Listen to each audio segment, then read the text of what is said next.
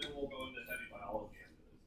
All right, so last time we talked about phase 2 reactions, and we spent a lot of time talking about glucuronidation, right, which is one of the major phase 2 reactions that you can perform on nucleophiles, and importantly, remember, including carboxylic acids. Okay, so if you see a carboxylic acid, glucuronidation would be really the primary phase 2 conjugation mechanism. You cannot, for example, sulfate carboxylic acids. Okay, so let's pick up again with sulfation that we left off on last Tuesday. So sulfation is the other major detoxification mechanism in phase 2 conjugation for nucleophiles, okay, nucleophilic substrates. So sulfation uses this enzyme, sulfosyltransferase, which you can abbreviate as SALT or ST, and it uses the cofactor phosphoadenosine phosphosulfate, or PAPS. Okay, and the structure shown here, basically adenosine, a giant base with phosphosulfate here. And you have a nucleophilic substrate that can attack this electrophilic sulfur here and kick out the phosphoadenosine, leading to your sulfated conjugate. I should note that a student actually mentioned that I picked up on this error that I had that just said RSO3. What is that?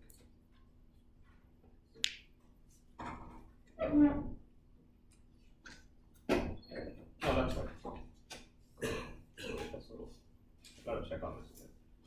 Yeah, anyway, so sulfated atoms. So the slides for this section have been replaced on B courses.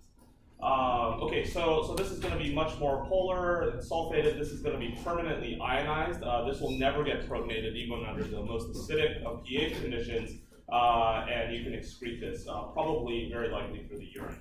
Okay, so the important thing here is that it can work on a variety of different types of nucleophiles, but it cannot work on carboxylic acids. Okay. All right, so the other thing that I want to mention is that sulfosyltransferases and the sulfation reaction is a low capacity but high affinity reaction compared to glucuronide conjugation, which is a low affinity but higher capacity conjugation. So what that basically means is that at lower concentrations, you're going to basically sulfate things first, okay? Because the sulfosyltransferase is going to have higher affinity for their various substrates, but they're going to get overwhelmed pretty easily. So you're going to get sulfate conjugations first, and then once you overwhelm your sulfosyltransferases, then it spills over into glucuronidation reactions. Okay. So at low concentrations, you primarily get sulfate conjugates, and at higher concentrations, you start getting glucuronide conjugates. And just to emphasize, again, you don't necessarily need to go through phase 1 metabolism to undergo phase 2 metabolism. For example, with acetaminophen, if you already have a nucleophile handle on your actual molecule, you can directly conjugate this with phase 2 either by sulfation or glucuronidation. Okay, so there are ways to, so I would say sulfation in general is generally considered a detoxification reaction, and it's polar enough that it'll be very readily excreted very rapidly, primarily through the kidney and urine. But you can also get various mechanisms for bioactivation. So for example, you can, through cytosine P450 reactions, hydroxylate an acetylaminofluorine here, and then you can conjugate that with sulfate, with PAPS, and then the sulfate can spontaneously come off to form this nitrinium ion, which can then reorganize to form this carbonium ion, which can then potentially alkylate DNA and proteins. Additionally, same thing, for example, you can have hydroxylation of safrole here, and then sulfation of that, and then this can rearrange to kick out the sulfate, leading to this carbonium ion, which again is highly electrophilic and can react with DNA or proteins. Again, here you can hydroxylate the sulfate can spontaneously come off, form this carbonium ion, which can form DNA or protein adducts. So these are potential bioactivation pathways that these molecules can take. And these are, in fact, been shown to be potentially carcinogenic. So 2-acetylaminofluorine, through this mechanism, is actually used to induce cancer in various models of organisms. Safrole is actually a naturally occurring compound in cinnamon, and dimethyl example, benzanthracene here is actually used as another model for cancer, and one of the bioactivation pathways is through this mechanism. And you don't have to memorize any of this, but there are tons and tons of substrates, right, for sulfotransferases, basically any kind of nucleophile except for it can't conjugate carboxylic acids. Okay, so once you sulfate something, again, most of it is going to be excreted actively into the urine and can be excreted out by also organic anion transporters into the tubular ducts. Some of it can be excreted into the bile, and it can undergo, kind of enterohepatic circulation, like you see with glucuronides, with aryl sulfatases in the gut microbiome. We can deconjugate the sulfate, and you can reabsorb your compound back and undergo enterohepatic circulation. But I would say that this is a substantially minor portion compared to urinary excretion of sulfate conjugates. Again, like every other, metabolizing enzyme in phase 1 and phase 2 chemistry, there's tons and tons of isoforms. And again, one of the reasons for that, right, that we evolved so many isoforms that do the same chemistry is that, our bodies have to be able to encounter and detoxify like millions and millions of possibilities of chemicals that we might be exposed to in our environment, right? So you want a diversity of enzymes that can recognize collectively a diversity of substrates to be able to detoxify those. And in terms of, just like any other detoxifying enzyme, if you have polymorphisms that cause, for example, a loss of function of that particular phase 2 enzyme, then it can, for example, become more susceptible to carcinogenicity caused by various toxicants. So, for example, if you have a loss of function polymorphism in one of these sulfotransferases, SULT1A1, which is one of the primary ones, it's been associated with a 3.5-fold increase in esophageal cancer in people that smoke and drink alcohol. Okay, so one of the other major, so there's many phase 2 conjugations, but the three major ones again are glucuronidation, sulfation, and glutathionylation. So now we come to glutathione conjugation, which is really the primary way that we combat various electrophiles. So unlike glucuronidation and sulfation, glutathione transferase and glutathione conjugation primarily act to conjugate electrophiles. Okay. So the enzyme that's involved here is glutathione S transferase, abbreviated as GST, and it uses glutathione, which is this tripeptide here, with this thiol nucleophilic head group as its cofactor, and that's abbreviated as GSH. Okay, so you want to write GST/GSH when you use glutathione transferase reactions. And it can essentially work to quench any kind of reactive electrophile. So epoxides, chloroaromatics, or any type of electrophilic center. It can even quench and oxidize itself to quench even hydroxyl radicals, which basically can oxidize glutathione or bring glutathione together to oxidize itself. So the way this works is that the thiol head group of this tripeptide glutathione here can attack the electrophilic center, for example, an epoxide, open this up, leading to this glutathione conjugate, which now detoxifies the epoxide. Okay.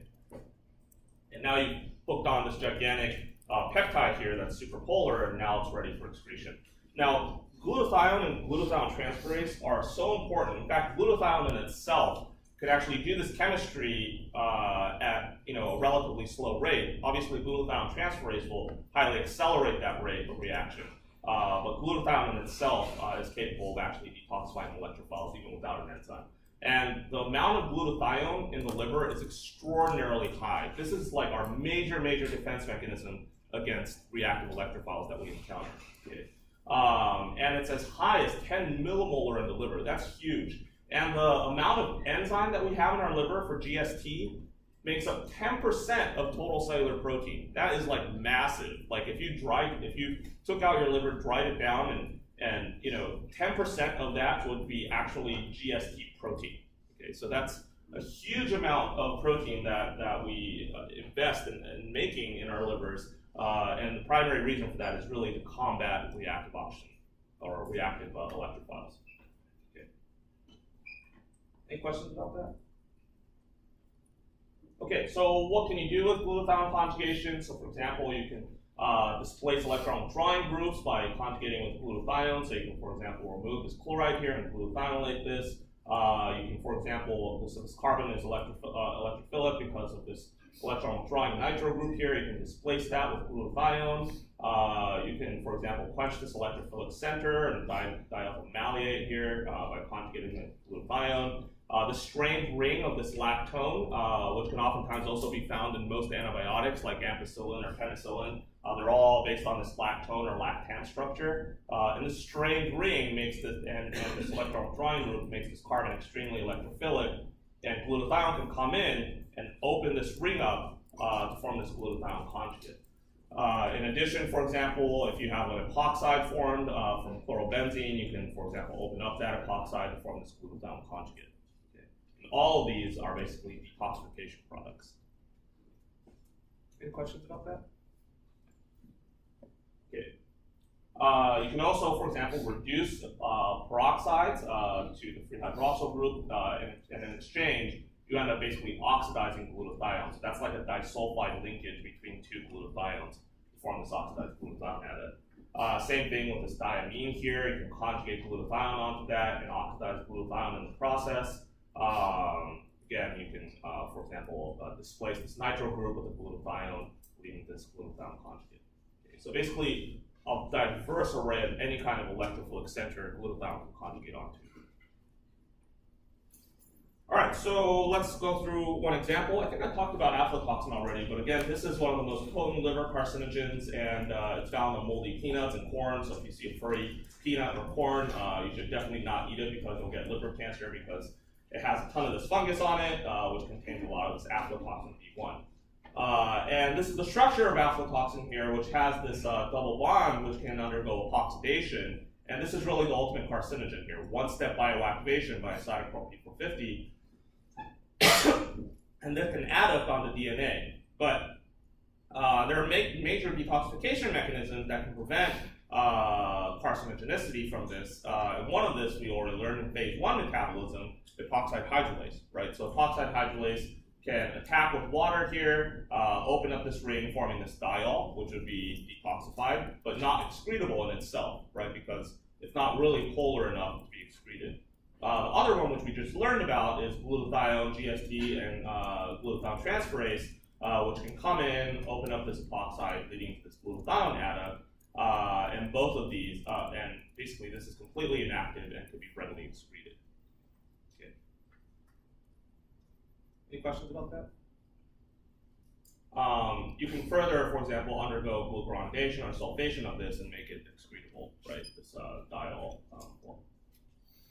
Okay, so I would say that there's basically practically no bioactivation for glutathione conjugates, but there are very, very specific examples where glutathione could potentially bioactivate. These are very, very rare, but for example, with ethylene bromide, which is still pretty widely used as a fumigant and a pesticide for various citrus and vegetable and cereal crops, and also as a fumigating for termites and beetles. Its use has been restricted, but this is actually extremely carcinogenic, and this can undergo glutathione conjugation to displace this bromide here, and then this center, this diol here, becomes highly nucleophilic to attach here on the carbon, displacing this bromide, leading to this highly strained ring, and this center becomes highly electrophilic and DNA can conjugate, forming a DNA adduct.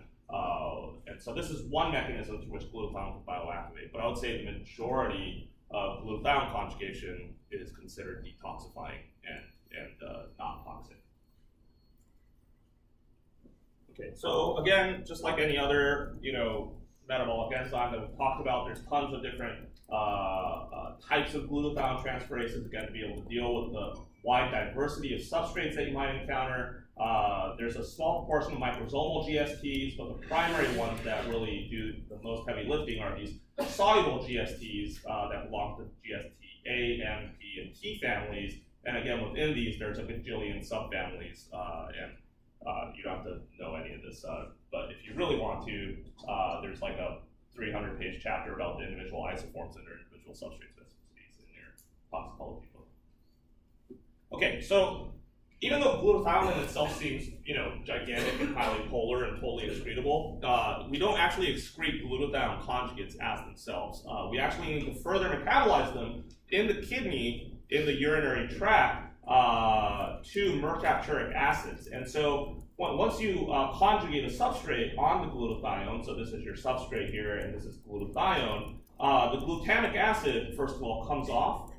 So you just cleave this off here, and then an aminopeptidase comes in and cleaves off the glycine, and then you acetylate this center, leading to this acetylated mercapturic acid form, which is now what's actually secreted out of the urine. And I would say you don't have to know this, but just know in general that glutathione conjugates don't actually get excreted as glutathione conjugates.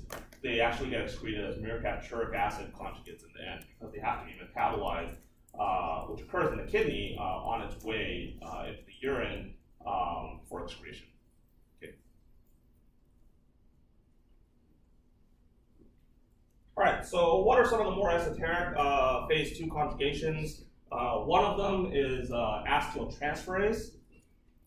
And this is a little bit more unusual, right? Because if you have a hydroxyl group and you acetylate it, you've actually made it less polar now, right? And this is totally not excretable in most circumstances. So, for example, if you have a hydroxyl group, so this again works on nucleophiles, and the cofactor for this is acetyl-CoA. And so the nucleophilic substrate can attack here on the acetyl-CoA group, and the CoA is the leading group here from this reaction. And the enzyme that does this is N-acetyltransferase, or NAT. So in this case, you abbreviate it as NAT/acetyl-CoA. And again, the substrates are nucleophiles, not including carboxylic acids, so you can't conjugate carboxylic acids with this.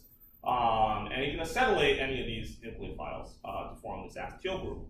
Again, this is a little bit counterintuitive because this is not more polar, and this is totally not excretable, okay, but it's still considered phase 2 conjugation. Okay, so what's an example of using acetylation along with all the other chemistries we've talked about?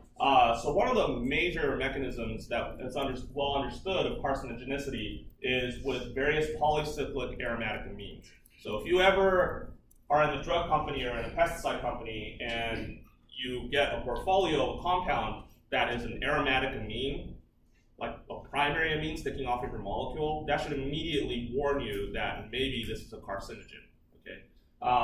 And one clear example of that that's very well characterized is with beta-naphthylamine or 2-naphthylamine, which is an aromatic amine that's made for azo dyes, so various dyes for staining things, and also it's known as a human bladder carcinogen, and has mostly now been replaced. We're not really exposed to beta-naphthylamines anymore. Beta-naphthylamine, though, is unfortunately also present in cigarette smoke. So this is actually one of the major mechanisms, besides a whole bunch of other polycyclic aromatic hydrocarbons that are found in cigarette smoke. Beta-naphthylamine is thought to be one of the primary mechanisms for carcinogenesis from cigarettes. Okay, so how does this work? So again, this is just a polycyclic amine with a primary amine hanging off of it, right? This can undergo oxidation by cytochrome P450s or PHS, prostaglandin synthase, to form this hydroxyl group. Okay.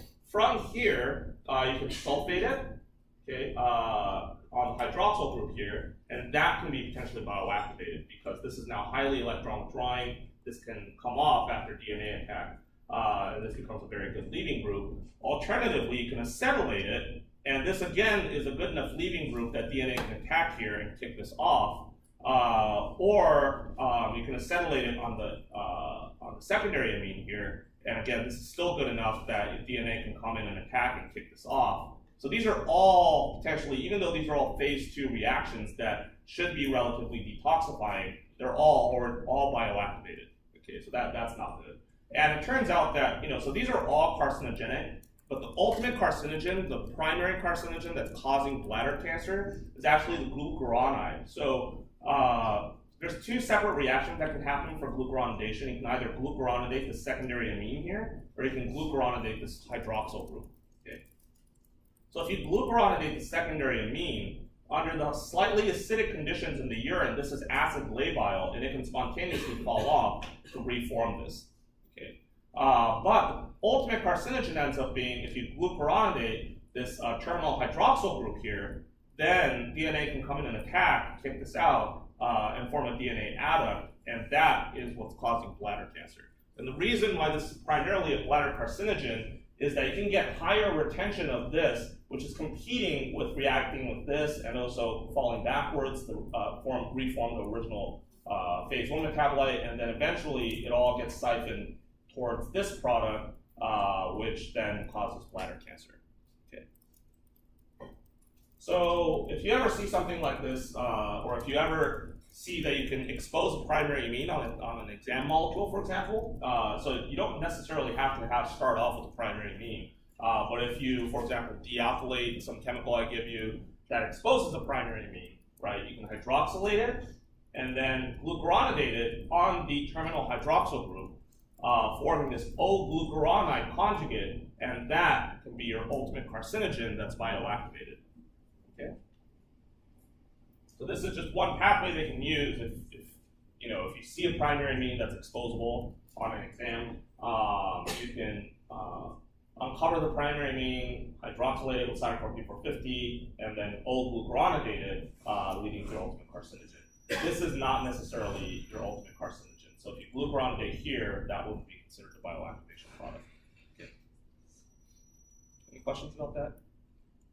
So this is definitely one to remember. In fact, I can guarantee you that on the exam, there will be some kind of amine that's hidden that you can expose probably through some dealkylation step. Okay. And so if I ask you for a bioactivation pathway, this would be a really easy one to use in terms of one of the 4 that you'll have to draw out. Okay. All right, so the last phase 2 conjugation that we'll talk about is, again, a little bit more esoteric, but it's methylation. And the enzyme that does this is methyltransferase, or abbreviated as MT, and the cofactor here is S-adenosylmethionine. Okay, and again, this basically reacts with all the nucleophile substrates. Okay, and again, the nucleophiles can attack this electrophilic carbon center here, kicking out the rest of adenosylmethionine, and then lead to this methylated conjugate. Again, this methylated conjugate is actually more lipophilic than what you started off with, and so this is totally not excretable in most situations, although there are some exceptions. Okay, so in this case, you can take any nucleophilic substrate, except again for carboxylic acids. You can't do conjugation on carboxylic acids, but you can take any nucleophile and methyltransferase, and that's S-adenosylmethionine can methylate it. Okay, but this is not excretable in itself most of the time. So what are examples of this? You can take, for example, L-Dopa, which is a Parkinson's disease therapeutic to release dopamine into your brain in patients that have dopamine depletion. And you can take S-adenosylmethionine and methyltransferase and methylate that. You can take histamine, for example, which is an allergen that binds to histamine receptors, and you can methylate that. In this case, nicotine, one of the primary mechanisms through which you excrete nicotine is actually through methylation. So this is one of those rare cases where the methyl group actually introduces polarity into the molecule, and that's because if you methylate nicotine at the center here, you actually introduce a charge, a positive charge, with this nicotinium ion, and this is actually now readily excretable. And this is just another example where you can actually conjugate onto a thiol with capture urine here and methylate that. So these would not necessarily be excretable with methyl dopa or methylhistamine or methyl mercaptor urine, but in this case, methyl nicotinium ion here would be excretable. Okay. All right, so that finishes off phase 2 metabolism. That's the end of all the chemical reactions you need to know.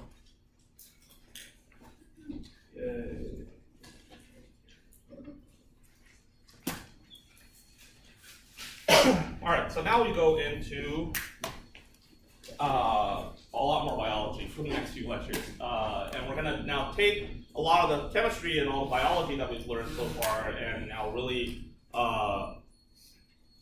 this lecture is primarily going to be about gene regulation of a lot of the enzymes that we talked about, but after this lecture on Thursday, we're really going to start going into how this now turns into cancer or fibrosis or a lot of pathologies that are associated with toxicants. Because so far we've only talked about bioactivating these chemicals and that they might cause DNA or protein damage. So what does that mean, right? How does that progressively lead to cell dysfunction, organ dysfunction, and eventually disease? All right, but today we're going to talk about bioactivation mechanisms and regulation of those, gene regulation of those mechanisms. All right, so we've talked about a lot of these that can be metabolized by cytochrome P450, such as polycyclic aromatic hydrocarbons or things like dioxins. But the genes that work on them, they're actually, most of them are regulated, okay? They're transcriptionally regulated by actually their substrates. So for example, cytochrome P450s can be induced transcriptionally by things like polycyclic aromatic hydrocarbons or very hydrophobic things. And that's probably for evolutionary purposes so that, the body senses some kind of foreign lipophilic chemical and it responds to that by upregulating the enzymes that can hopefully metabolize it. Sometimes that goes awry. For example, cases like dioxin, which are not very readily metabolized by cytochrome P450s, they can turn up cytochrome P450s. And if the cytochrome P450s that are upregulated don't really have substrates that they can metabolize, then they'll actually start taking up oxygen and spewing them as superoxides and hydroxyl radicals. And so that can actually lead to oxidative stress. And one of the major mechanisms through which dioxin causes cancer is that it upregulates cytochrome P450s and then starts spewing out oxidative stress because the cytochrome P450s can't actually metabolize dioxin very well. And that oxidative stress then leads to cancer. Which is not the case necessarily with these polycyclic aromatic hydrocarbons, which can be metabolized by CYPs. Also, GSTs can be induced by various polycyclic aromatic hydrocarbons. And things like GSTs and epoxide hydrolases and quinone reductases, which can reduce those quinones that can be very dangerous and cause oxidative stress. Those can all be induced transcriptionally again by various electrophiles and also oxidative stress in general. So again, these are all kind of defense mechanisms that we've evolved so that when we encounter dangerous chemicals, we then upregulate genetically the enzymes that can detoxify them. Okay, so again, the overall purpose of all of this is for detoxification, although sometimes things go awry and they actually end up bioactivating stuff. Okay, so the first major genetic regulatory mechanism that we'll talk about are the aryl hydrocarbon receptors, or the AHRs. And these are the primary mechanism through which you upregulate certain types of CYPs, especially the CYPs that we so far talked about. Okay, so aryl hydrocarbon receptor is a transcription factor. It's a soluble nuclear hormone receptor that usually exists in the cytosol, but then upon binding with various substrate ligands, it can actually go into the nucleus and activate transcription of various cytochrome P450s. Okay. So how does that work? So I'll give you the text version first before I give you the visual, but basically aryl hydrocarbon receptor is usually in the cytosol, okay? And it's happy in the cytosol, it's away from the nucleus and DNA, and it is not transcribing cytochrome P450s, okay? And the way that it's stuck in the cytosol is that it's usually bound to various factors like HSP90. For the sake of this exam, just know HSP90 here, but there are other factors that keep it in the cytosol. And in fact, AHR bound to HSP90 in the cytosol actually sends it off for degradation. So this thing is always being made, but it's also always being degraded as it's being bound with HSP90. Now, when something like dioxin or polycyclic aromatic hydrocarbons bind to the aryl hydrocarbon receptor, okay, so those are ligands against this nuclear hormone receptor, then it dissociates from HSP90, okay, and exposes a nuclear localization signal, okay, which is usually hidden because it's bound to HSP90. Now then, AHR, upon binding the ligand and dissociating from HSP90, can translocate into the nucleus, okay, where it now binds to its partner, ARNT, okay, and this heterodimer, this complex that's bound here in xenobiotic, like polycyclic aromatic hydrocarbons, bound to AHR, bound to this ARNT protein, so this AHR-ARNT heterodimer, now can bind to the promoter region on the DNA, the xenobiotic or dioxin response element, or XRE or DRE here, in the promoter region of cytochrome P450 genes to activate the transcription of cytochrome P450s. Okay. So what does that look like? So again, let's say this is a cell, this is the cytoplasm, this is the nucleus here. There's a bunch of extra factors in here, but essentially what you need to know is that aryl hydrocarbon receptor usually sits in the cytoplasm bound to HSP90. Okay, and you have to really know this, all the steps of this. So, okay. And then ligands like dioxin or polycyclic aromatic hydrocarbons can bind to AHR and cause displacement of HSP90, so that it can now go into the nucleus, where it finds its partner ARNT.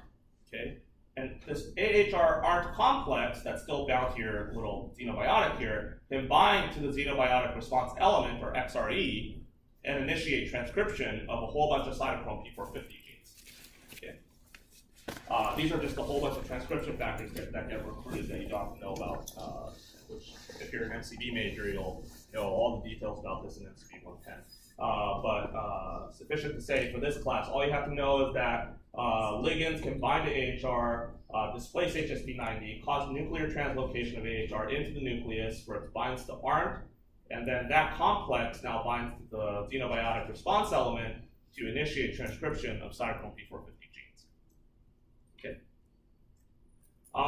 And there's a negative regulatory regulator of this, which is the aryl hydrocarbon repressor, which can bind up ARNT so that AHR actually can't bind to the transcription factor. So this is a negative regulator of this transcription factor as well.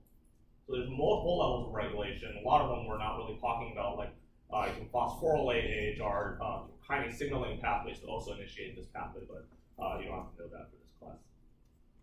Any questions? Yeah. The thing about the degradation. Yeah. So this is just, I would say you also don't have to really know too much about this, but AHR is usually constantly being produced, but when it's bound to HSP90 and all these other factors, it actually gets ubiquitinated by E3 ligases and sent off for proteasomal degradation.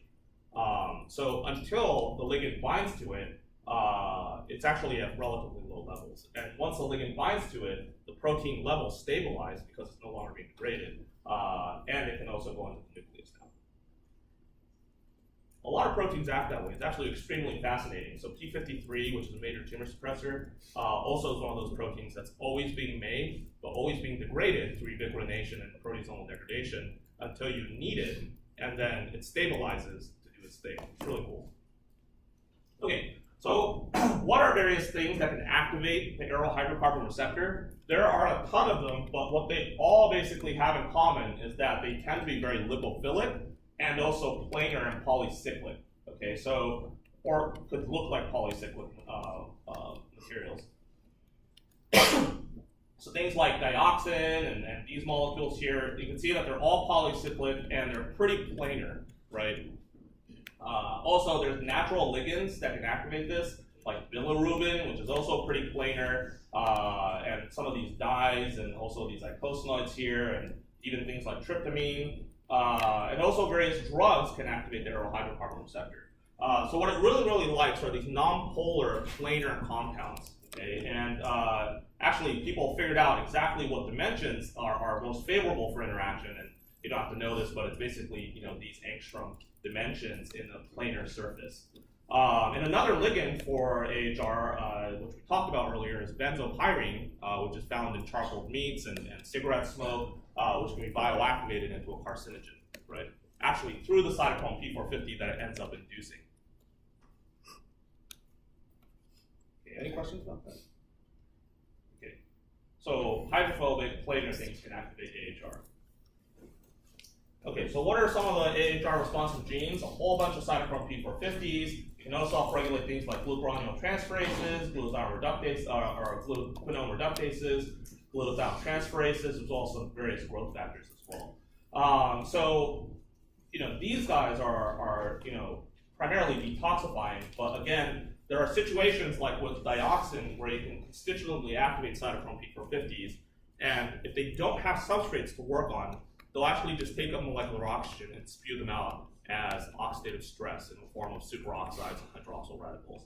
And that's pretty bad. In fact, that's one of the primary carcinogenic mechanisms of things like dioxin. Okay, there's also endogenous function of aryl hydrocarbon receptor that still aren't quite well clearly understood. Actually, a professor here, assistant professor, Carlo Saijo in MCB is working on this. But aryl hydrocarbon receptor knockout mice are alive, but they're very weak and have poor lung development. And they also have a compromised immune system. And it probably has to do with some of the things that some of these cytochrome P450s do, and their natural endogenous metabolites that they work on, although the mechanism is not really clearly understood in terms of what endogenous functions aryl hydrocarbon receptor has. But it's clearly important not just for xenobiotic metabolism, but also even for just fundamental immune system function.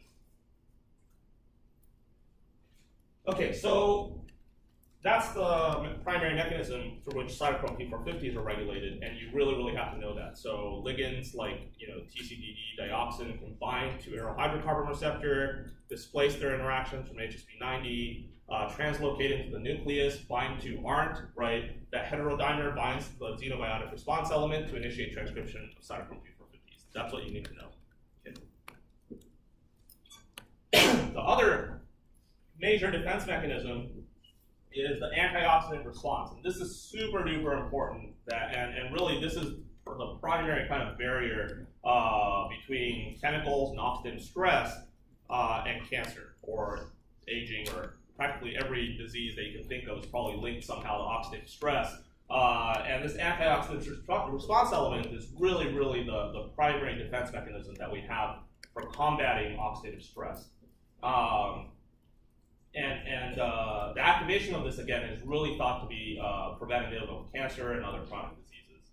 And this whole thing is called the antioxidant response. Okay, so how does this work? Basically, this all boils down to this nuclear transcription factor, NRF2. Okay, so this is another nuclear transcription factor. This in itself is not ligandable, so it doesn't necessarily have a pocket that a ligand binds to, like the aryl hydrocarbon receptor. Okay? But NRF2 is usually, again, in the cytosol, okay? Or away from the nucleus, away from DNA, so it's not transcribing its various target genes.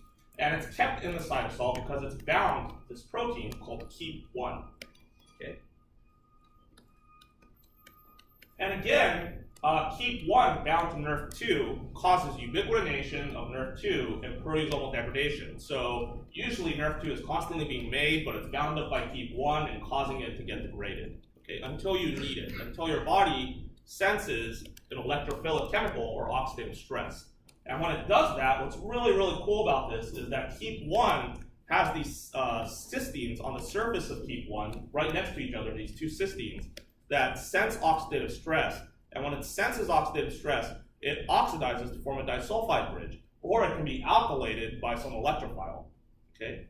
And when it does that, it releases NRF2, okay? And NRF2 can then translocate into the nucleus where it binds to MAF to form a heterodimer, which can then bind to the antioxidant response element promoter region of a whole bunch of genes involved in detoxifying electrophiles.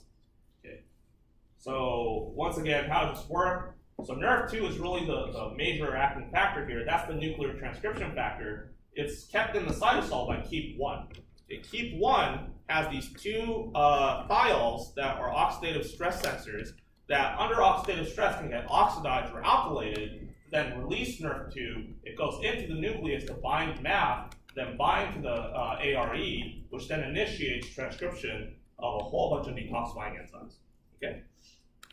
All right, so visually, what does that look like? So again, NRF2 is usually kept in the cytosol because it's bound to KEAP1, and it gets ubiquitinated and degraded, okay, until you sense any kind of electrophile or oxidative stress.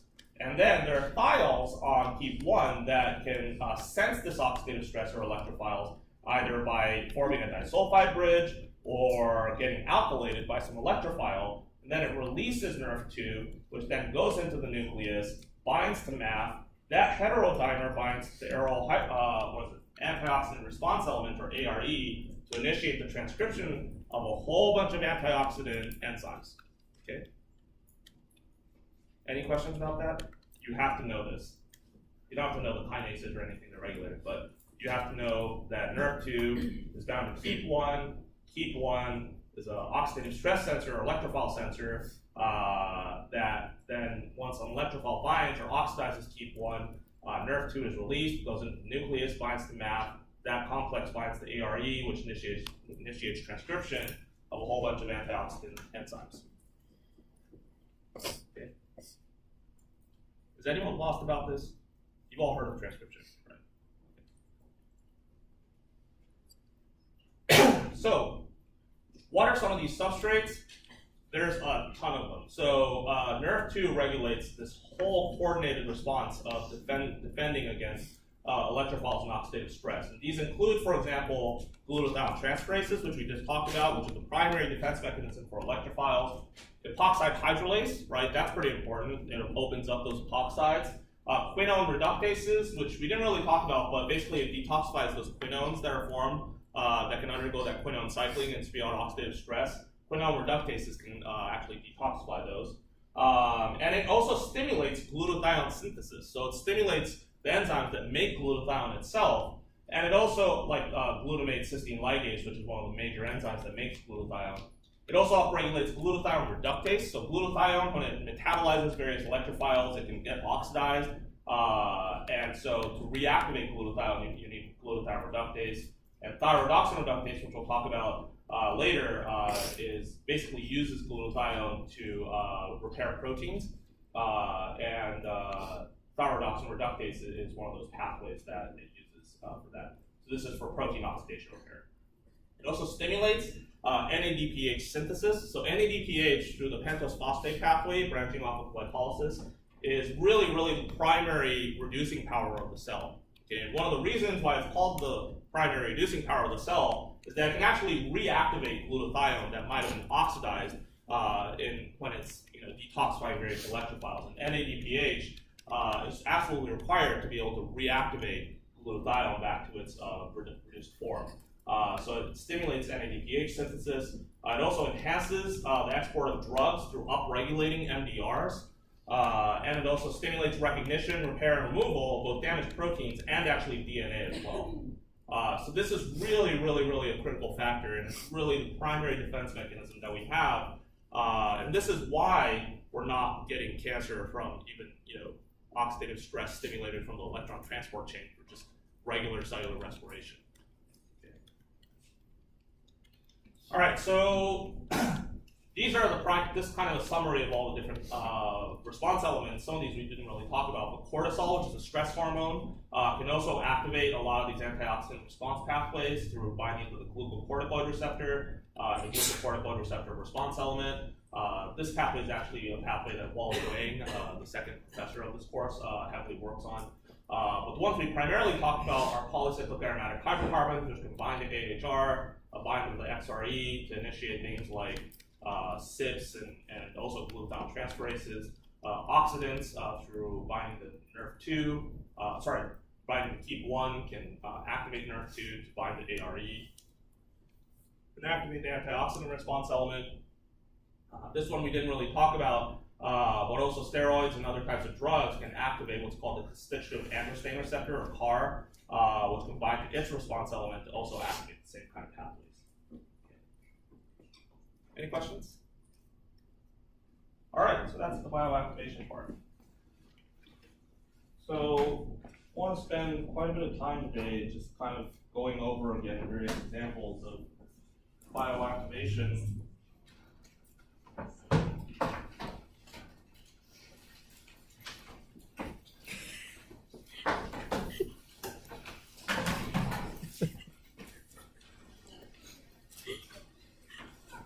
Now that we've learned all the different reactions that you can do, we can use all of them now to work on our compounds.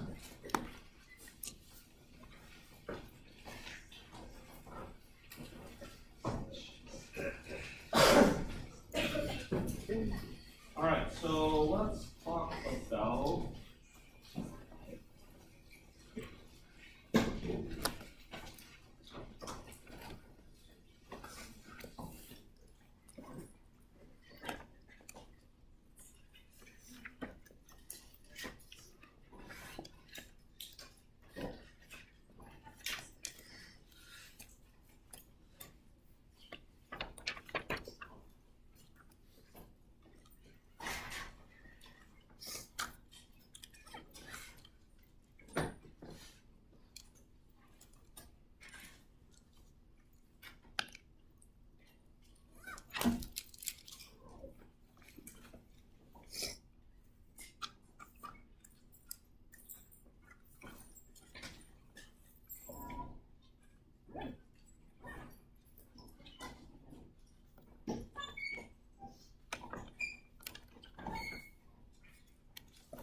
Okay, does anyone know what this one is? Probably not. But. Okay, so this is called lenalidomide.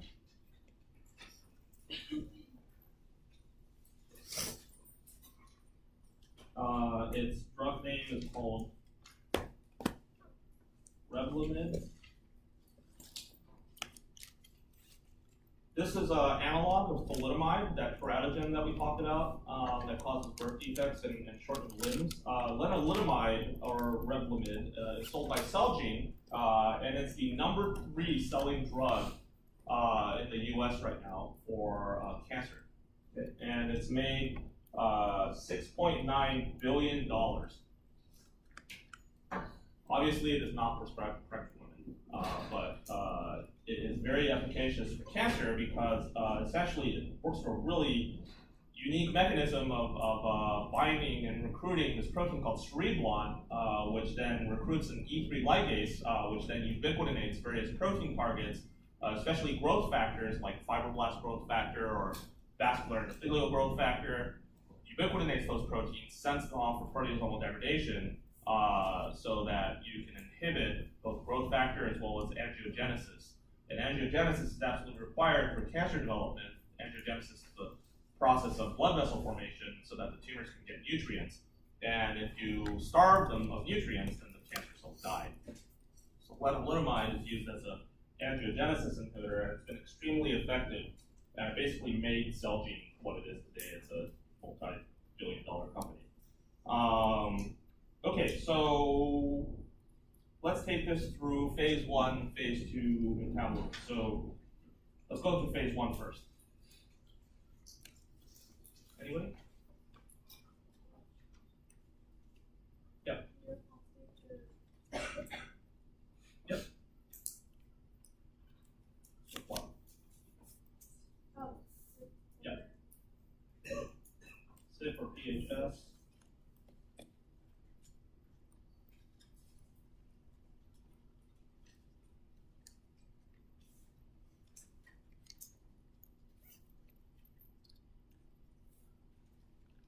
Okay. What else? What's a phase 1 reaction you can do on that epoxide?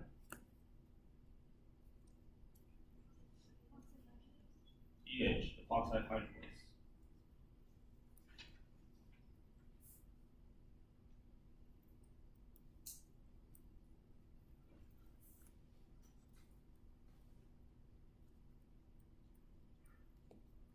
Okay. What else?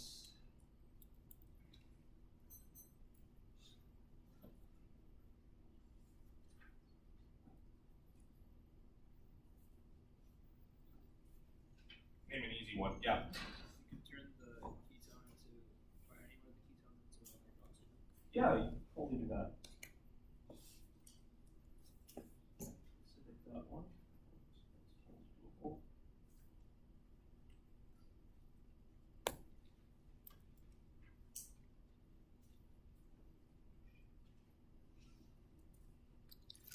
You can reduce that. You can even oxidize the carbon-carbon bond, right?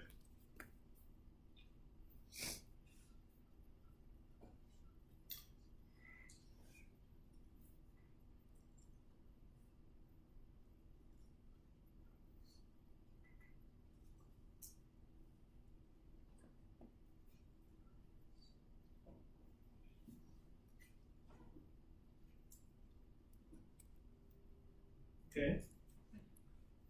So tell me, which one of these products are bioactivated here? The epoxide. Okay, what else? There's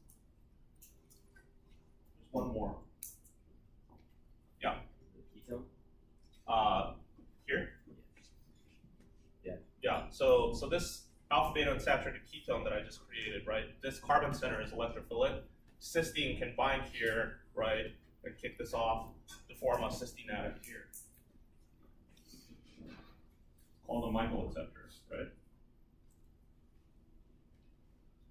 Okay, so that was, and obviously you can also just form a simple hydroxyl ester,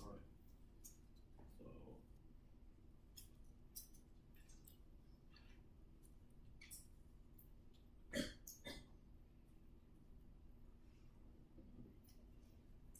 So that could happen through SIPs. Now, that can also undergo bioactivation, right? So that can go through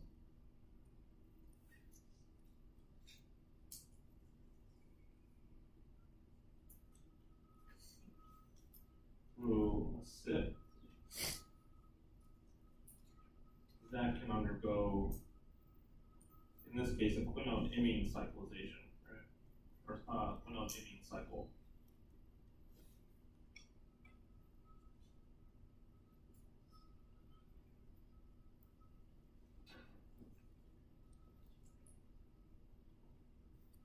That's through a SIP reductase, right? That can convert oxygen into a superoxide, which degenerate into hydroxyl radicals, right? So this whole thing is potentially bioactivated, and that hydroxyl group is bioactivated.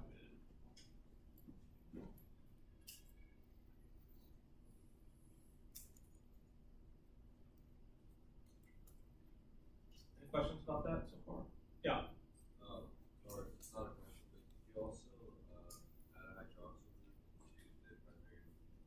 Yep. Yeah, that wouldn't be considered a new reaction, but sure, absolutely. So you can hydroxylate the primary amine up there, and you can do that by cytochrome P450 or PHS or FMO, right? FMO works on heteroatoms specifically. So let's just do that.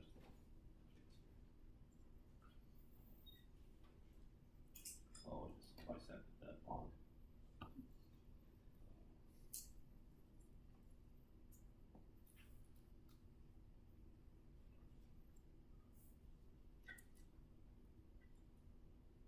That looks a little weird.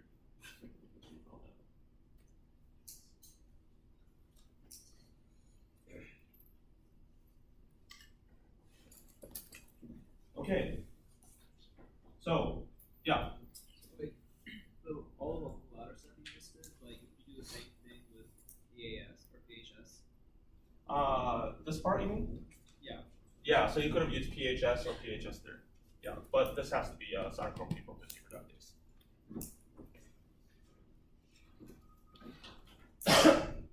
So a lot of these reactions are generalized in your handout. Okay, so maybe not the carbon-carbon oxidation, but the quinone cycling reaction is, I think, what is that? It's on the third page of your handout on the top. The oxidation is pretty obvious, that's somewhere. That's also on the third page. Right. Okay, so phase 2.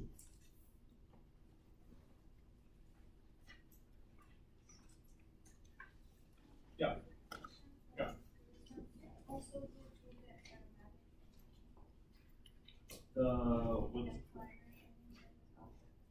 Yeah, so that's what we just did. We hydroxylated that here.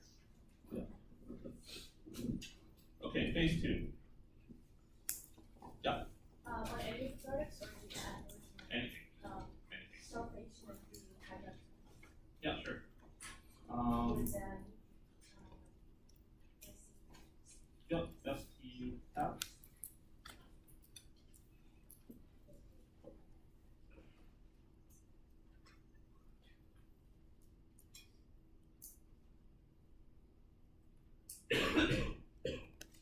So remember, so I'm drawing out the double bonds in a very methodical manner, right?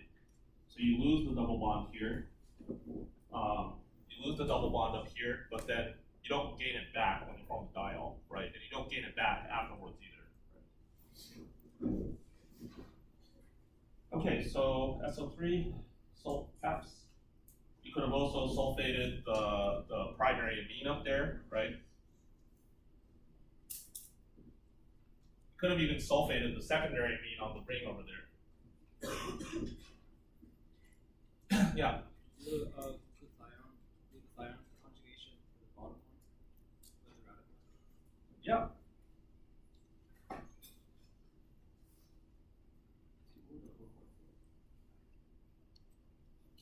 Whoa, what the heck?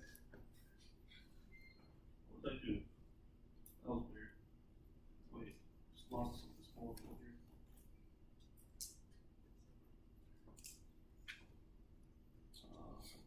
Okay,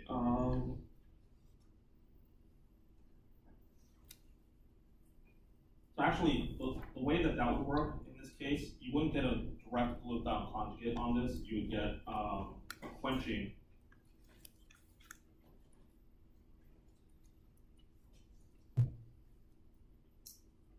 And then you end up oxidizing glutathione. So it's a little bit different from what we talked about so far. You could also, so here, right, it's also an alpha beta unsaturated ketone. So this is a Michael acceptor at this site here, right? So cysteine, or basically anywhere that cysteine can add on to, glutathione can also attack, right? So you could have actually form a cysteine conjugate there.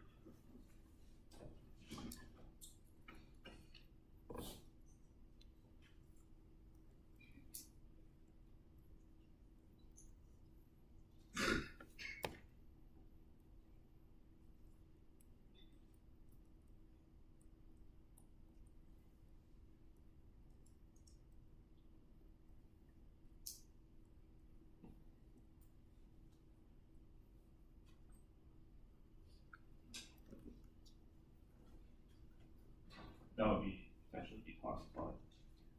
Okay, well, what's the other major? So also, you could form a glutathione conjugate.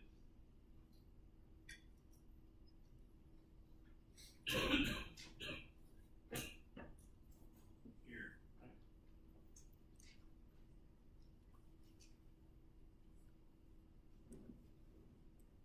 So open up the epoxide by glutathione conjugation. Yeah. Oh no, so this is GSSG. So this is basically like two glutathiones bound together by a disulfide bond. It's an oxidized glutathione.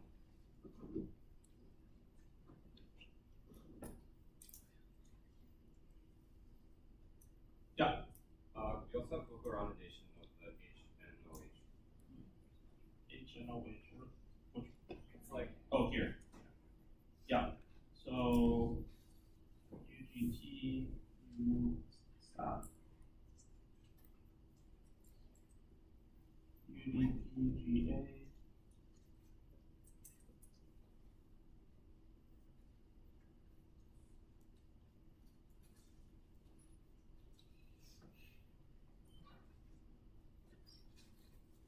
Okay, so that is a bioactivation product right there, right? Remember this? This is the exact example we talked about for beta-naphthylamine being a bladder carcinogen, right?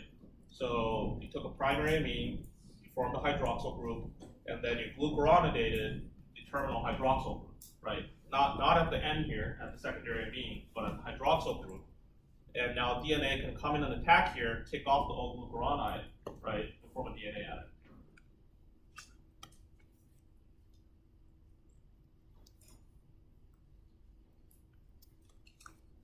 Okay, so that's pretty good. So what, we used sulfur transferases, we used GSTs, we used UGTs. Someone wanna name one of the esoteric ones that we just talked about?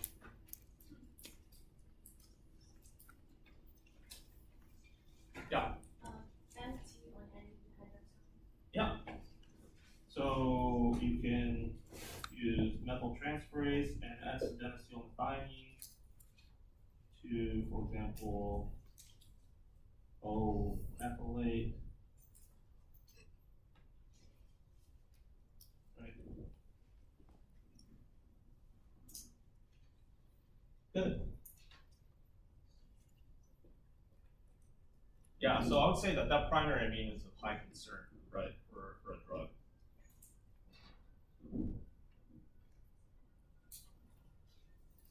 Any questions about that one? Okay, so that's pretty good.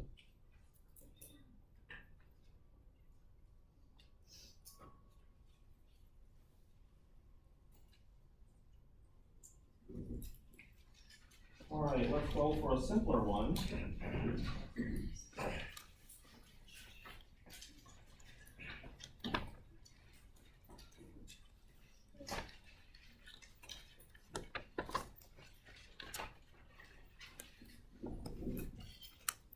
Okay, this is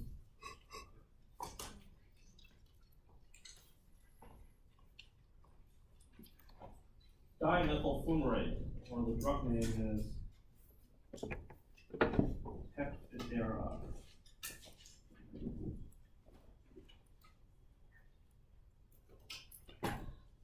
So this is the number 16 most selling drug last year, and it made $3.9 billion through Biogen. And it's used for various neurological indications, especially for multiple sclerosis. And it is immunomodulatory. It suppresses the immune activation. And MS is basically an autoimmune disease that starts attacking your spinal cord against the myelin basic protein and stuff. And it causes demyelination and eventually peripheral paralysis. So dimethyl fumarate is actually a drug that's used for that. The mechanism, until recently, and it's still not 100% clear what the mechanism is. The mechanism is unknown, which is shocking that a drug could go on the market with a mechanism unknown. It's also shocking that this thing is actually safe and it's treated and is making billions of dollars. Actually, my former advisor, Ben Cravat at the Scripps Research Institute, he published a paper this past year showing that this thing reacts with a particular cysteine on this protein called PKC theta, and displaces the interaction with a T cell receptor called CD28, and it activates T cell activation, which can potentially explain the therapeutic effects seen with MS. But he also showed that this thing reacts with over 200 cysteines on 200 different targets. So that's concerning. So, do you know why this thing acts with cysteines? Yeah. Could you do it for my coalition? Exactly, right? In fact, this has like you can do it in either direction, right? So this carbon and this carbon, either way, because it's symmetrical, are potential Michael addition sites, right? So cysteine can, on a protein, can come in, right? Attack here, and then this can rearrange to pick up a proton, and it can lead to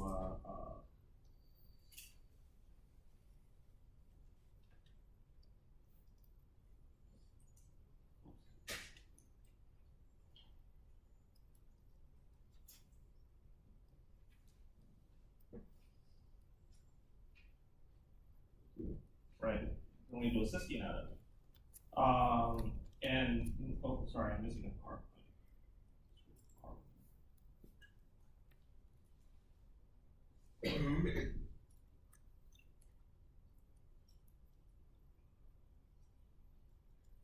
Right?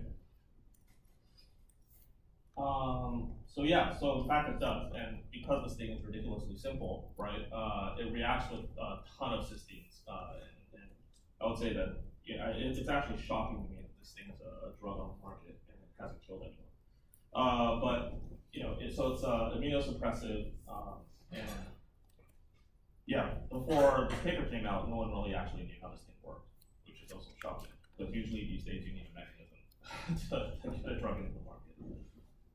Okay, so let me just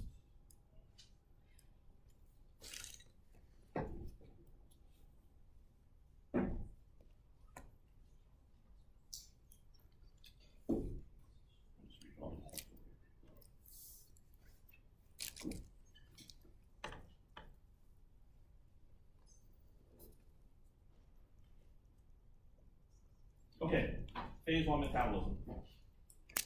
So first of all, what are the kind of, there's two esters on here. You notice that?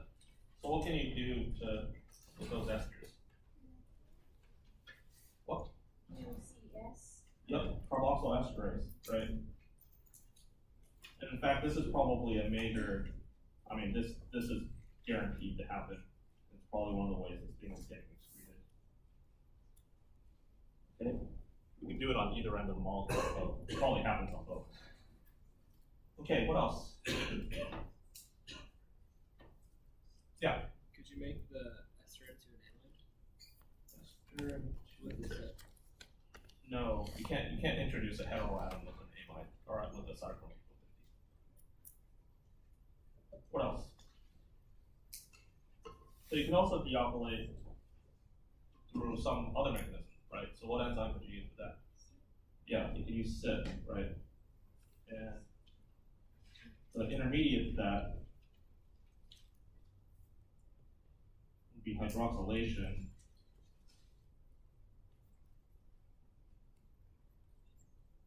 And then this could rearrange basically to kick this out, right? Leading to the same product,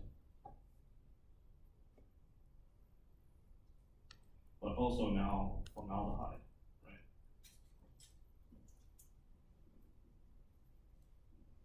So this in itself is already bioactivated. That's how it works, right? It just turns out that one of the 200 cysteines that it's hitting turns out to be accidentally therapeutic, right? Formaldehyde is also a bioactivated product.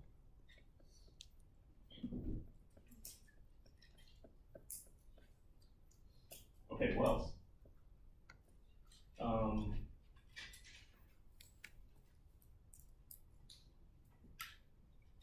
Let's go through phase 2 reactions, or anything at this point.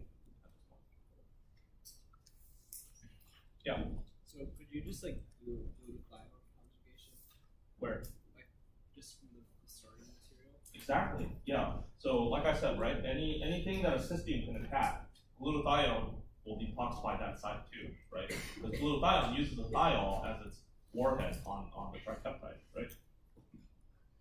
So GS2GSH can form a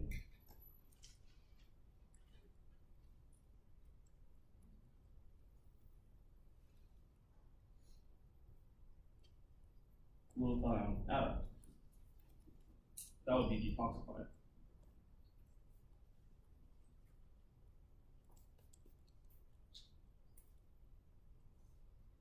Okay, anything else? Yeah, Could you form an alkoxide on the one? yeah, sure.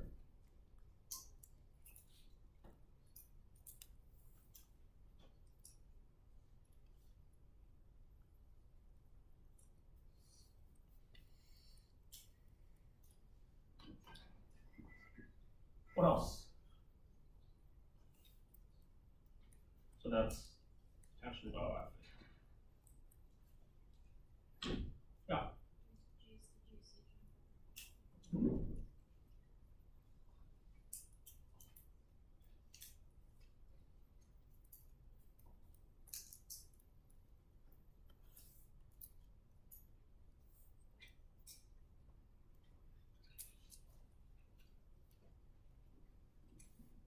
In fact, this thing, from what I've read, like its half-life is total crap because this thing will get chewed apart and metabolized super duper fast, right?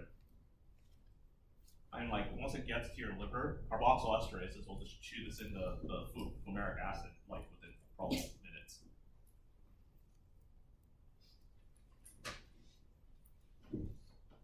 Okay, what else can we do with that epoxide? Oxide hydrolase.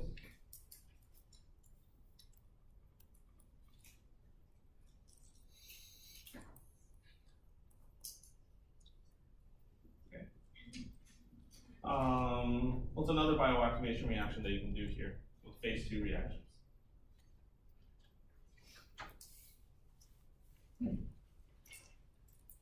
What can you do with the carboxylic acid? Oh, go ahead. Yep, exactly. UGT-VA form a glucuronic acid.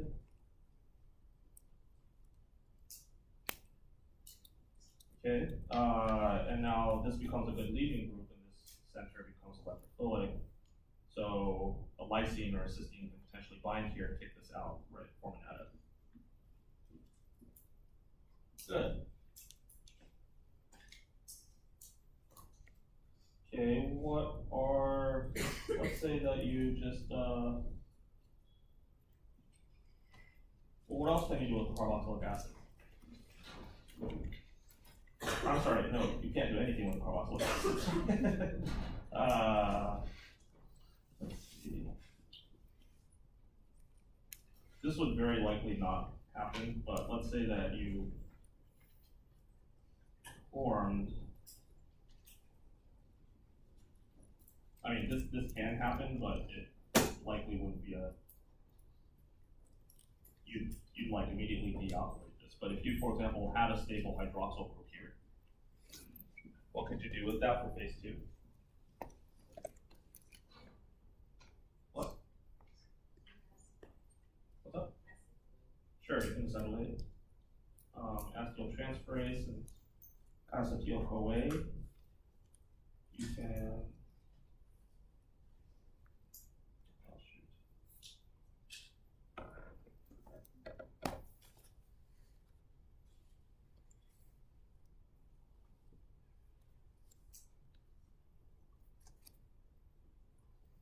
Okay. Or you can glucuronidate, methylate, sulfate, right?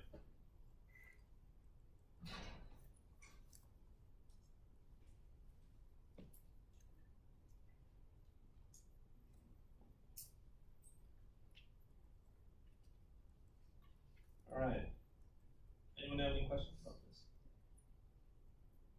Yeah. So SIP can just add an OH to the CH3 on the left hand Uh-huh. Yep. In fact, that's so like I said, right, this probably wouldn't be very stable because it would immediately rearrange to dealkylate, right? But in fact, the hydroxylation of this terminal carbon here is how you get the dealkylation.